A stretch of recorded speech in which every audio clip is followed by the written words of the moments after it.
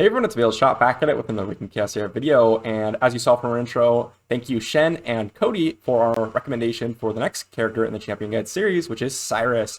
So in this video, I'm going to be going over how to build her, why her skills are great, and where to use her, and then also a rating for each game mode in the game. And if you have not seen my previous video, which was the tier list video, these rankings are coming from there, so these videos are essentially explanations of that. So if you are enjoying these videos, be sure to leave a like, drop a comment, and subscribe. And we're going to go ahead and head into Siress's abilities. So first off, we're going to start off with her base stats. So right off the bat, her stats are overall really solid. So we have a base attack. It's not the greatest, but it is certainly nice for an attacker type character at 1100. Pretty decent base attack. And this will help her deal quite a bit of damage. We have B base health, which is decent, not great, but is certainly pretty average to above average for damage dealers out there. And then we have C base defense, which is pretty low, but you'll soon find out that these stats don't really matter too much because of the way her kit works. And then we have S base speed, 129. This can also be increased to 144 if you have the Ascension. Excellent speed on this character. Speed is never pretty much a concern in her builds because you can just get so much from her base stats and her clips. And then we have a crit rate, which is at 8%, which is, of course, nice and solid for a damage dealer build. So why is she an amazing character and why is she worth fusing? Because she is a synthesis character. Well, we're going to start with her ability. First off, every 2 turns, this character's abilities attack 1 extra target at the end of the turn. So this is a little confusing. If you read this, you might think, okay, every 2 turns she's going to hit 2 characters with her abilities. This is not actually the case. First off, it doesn't apply to her basic. Her basic only hits 1 person all the time. But her second ability and her third ability, after 2 turns, her abilities will hit an additional target for the rest of the battle. So for example, if you're using her in Void Tower, which I have been using her a lot in Void Tower, when you get to that boss fight, you'll typically be hitting 2 to 3, maybe 4 characters with every ability after that, which is a really nice trait. On top of that, the Ascension effects, which are basically decrease this every 2 turns to 1 turn, which halves the amount of time it kind of takes to ramp up, which is really solid. This basically turns into an AoE fire damage dealer the longer the battle goes, which is really amazing. Great trait. Then we have our basic, just deals 100% damage to an enemy and grants defense pierce up. Defense pierce is not a debuff to slack at. It increases your damage drastically with this buff. And then we have the second ability. This is where she becomes such a unique character and a really amazing character. Deals 150% damage to an enemy, really great multiplier there. For every enemy hit with this ability, grants 1 stack of ability immunity. So if we go back to her passive, well, she's going to be AoEing later on in the battle, which will give her sometimes 2, 3, 4 stacks of ability immunity for 4 turns. She's literally unable to be hit, unable to be damaged, which is why some of her base stats don't necessarily matter. She's very survivable, and the fact that it lasts for 4 turns is just insane. This is an excellent ability. It carries me through Void Tower, and it has, if you have seen the streams. And then we have the ultimate, which is chained execution. Grants attack up for 2 turns before you deal damage, and then deals 200% damage to an enemy. A really nice multiplier on her ultimate. 4-turn cooldown. By the way, her second special, or her first special, is 3-turn cooldown.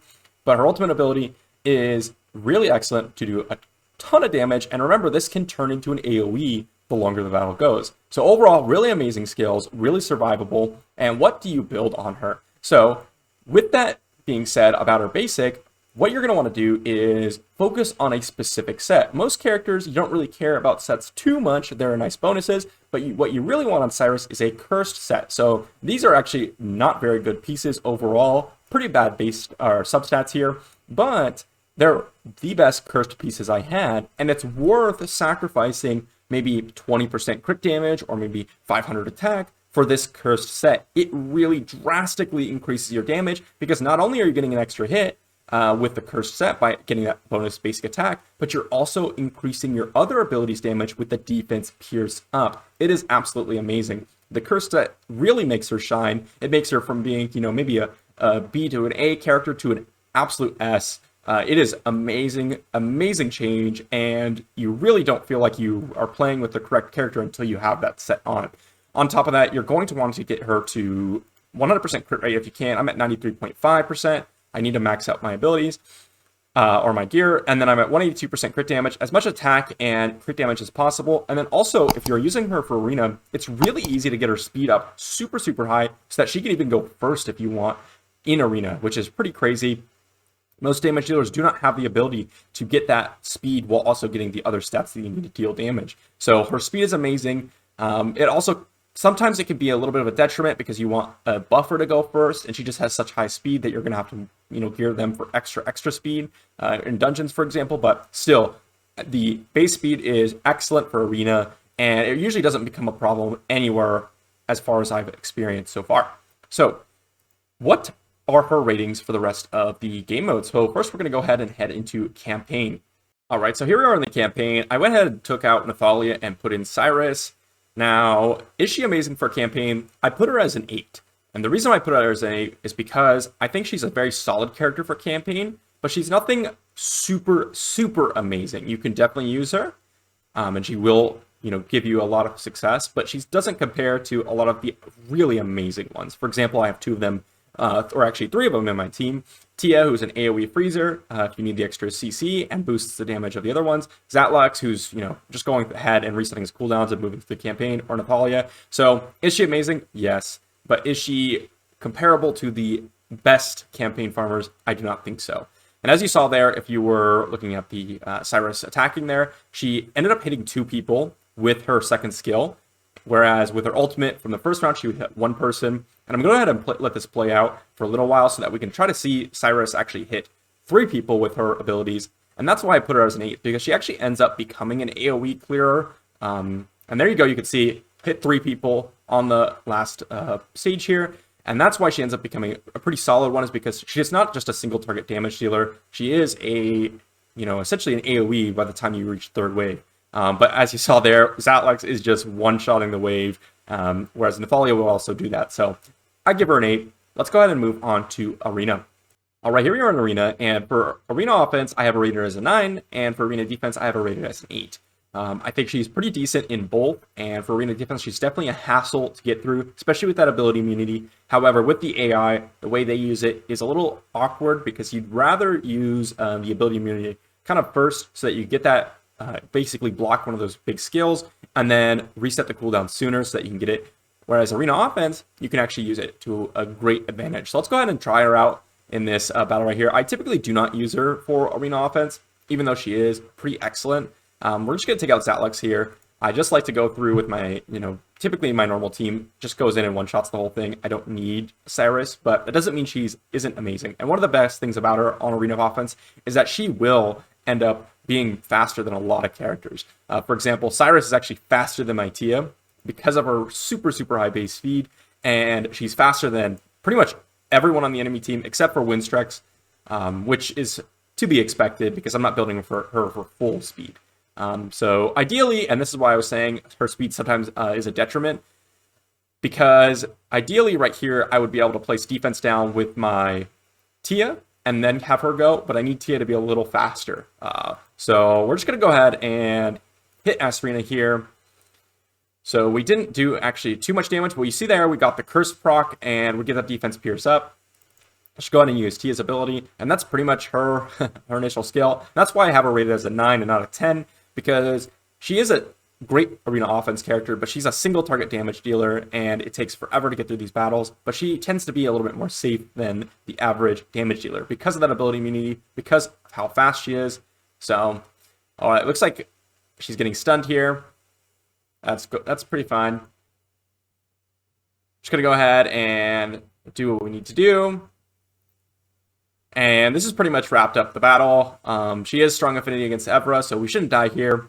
And that's pretty much what Siress does, is just go ahead, go quicker than the enemy. That's one of the best things about her in Arena. She just amazing amounts of damage, and she just kind of wipes the floor. As you saw, she just one-shot Evra there with her ultimate. So pretty amazing in Arena. Let's go ahead and check her out in Void Tower. Here we are at the Void Tower, and as you can see, we just reset, but there's a ton of footage from my VODs, and if you have attended a stream, you would know that I have been completely amazed with Siress. I was able to climb to Void Tower Hard 62 yesterday with almost exclusively Siress as a carry. And the reason why is because of that ability immunity, as we went over. She has been 1v3ing some of the end stages for me when all my rest of the team died, which is why I'm giving her such a high rating at a 9. Let's go ahead and check her out in the Gill Boss. So here we are on the Gill Boss, and for her, I will be giving a 9 for the Wood Gill Boss, an 8 for the Fire, and a 4 for the Water. So the reason why I'm giving her a 9 for the Wood, she's obviously positive affinity, and she is one of the highest single target damaging characters out there. So she is a really excellent choice for the Gill Boss. However, when you get to Fire, she obviously doesn't do that plus 50% damage. So I'm giving her an 8 where she, is decent, but she's not the most amazing because she's missing out a lot of damage. Whereas if you had a positive affinity, you'd be doing more damage. And then I'm giving her a 4 for the Water. And the reason is pretty simple. Not only is she not doing 50% more damage, but she's also losing about 30% of her damage because of the water deflecting her hits. And damage dealers take a huge hit when they're off affinity, and which is why I'm giving her a decently low score. Let's go ahead and check her out in Endless Trials.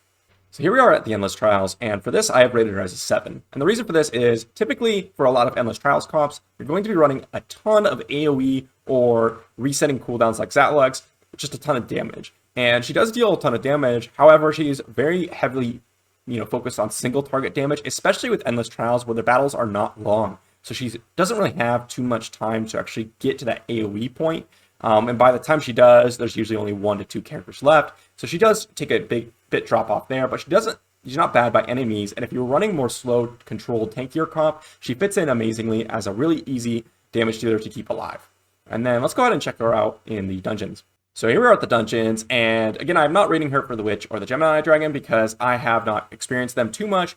However, for Tulpa, she gets an absolute 10. She's one of the highest damage dealing units in the game, but again, you do need that cursed set for her to reach that potential. I do not think she's a 10 when you do not have the cursed set. I think she actually gets outshined by a lot of characters like Aurak when you do not have that cursed set on her, but she is an absolute 10 with that set.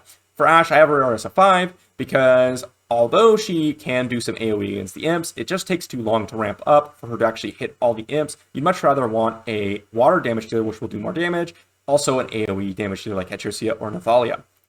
And then for Queens, I have her rated as a 2. I do not think you should bring her into Queens at all. I mean, you just want like Zatlux or someone in there that's going to do actual damage without getting deflected. And also she's on the wrong affinity, so she'll be much harder to keep alive, especially with the crabs hitting multiple times, which her ability immunity will just get churned through really, really quickly. And then we have the, ability crystal dungeons, which, these ones are decently easy, so not too much weight are placed on them. And I pretty much have her 8 across the board, except for Flood. And the reason is similar to Queens, which is off affinity, not going to do much damage. On top of that, will be harder to keep alive. But with the Bane Wraith, with Curse Set, she has extra hits. Flame Lizard, she's going to just be doing a ton of damage and easy to keep alive. Same with Lord and Captive. And then we have the last thing, which is the Potion Value. So I have our Potion Value rated as a 1. And the reason for this is not because her trait is bad. In fact, the base attack bonus plus 50% is amazing, really excellent, and highly recommended you go for it. And her trait is also really excellent. It will help you clear through Tulpa and other dungeons and other pieces of content much, much quicker, especially Void Tower, where if you're using her in there, this is an amazing trait. However, Siress is part of the synthesis, which means that you can just fuse copies of her and use instead of using her potions. So you can also fuse the epics here. So unlike Tia, who has to have 4 unique epics, although one of them is in the trial shop, Siress's epics are all fusible through elites. So she is really, really quite easy to actually get the ascensions on her, especially if you're a spender. But even if you're free to play, I was able to fuse quite a few of these already, and I'm using a couple Santis and Hakrins, but I could have gone for another Siress, and I plan on fusing more Siresses in the future, so I do not think it's a good idea to use your legendary potions on her. And lastly, what is my overall rating for her? Well, I have her rated as a 6.82.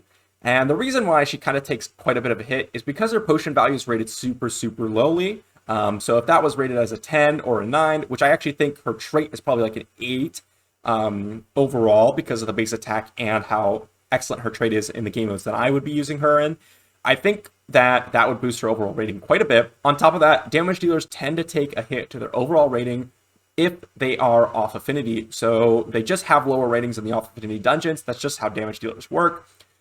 despite the overall rating, I think she is an excellent character. Definitely worth, using her for.